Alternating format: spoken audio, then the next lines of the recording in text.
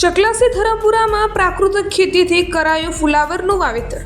શાકભાજી, લસણ, ડુંગળીના વાવેતરથી વાર્ષિક 5 લાખ જેટલી આવક મેળવતા ખેડૂત શ્રી મનુભાઈ વાઘેલા।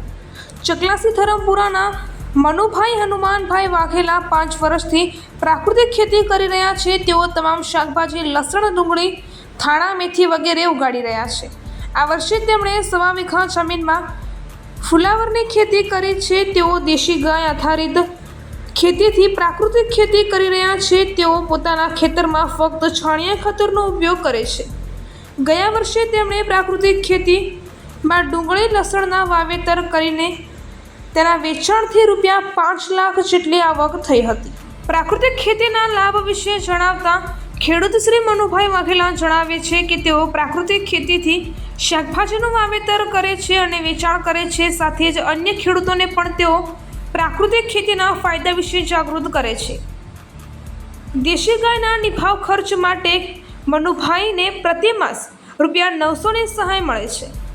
શ્રી મનુભાઈ શાકભાજીના બજાર વિશે પણ ઊંડી સમજ ધરાવે છે। જે તે વિસ્તારો કે શહેરોમાં શાકભાજીની માંગ મુજબ અમદાવાદ, ખેડા અને સુરત સુધી તેઓ પોતાની ખેત પેદાશોનું વેચાણ કરે છે। મનુભાઈ હનુમાનભાઈ વાઘેલા, ગામ ચકલાસી, તાલુકો નડિયાદ, જિલ્લો ખેડા।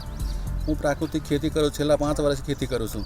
એમાં મને ખેતીમાં સારી આવક મળે છે અને સારી વર્ષે 5-1 લાખની ખેતીની આવક થાય છે।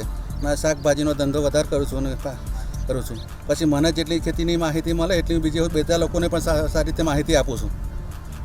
તે બદલ આપણા સરકારશ્રીને આભાર। અને એ વિશે હું એક ગાય રાખું છું। ગાય નિભાવવા માટે મને સરકાર તરફથી વર્ષે મહિને ₹900 મને મળે છે।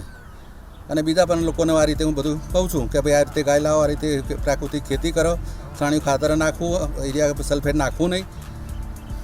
આ રીતે બધાને અમુકને માહિતી આપું છું।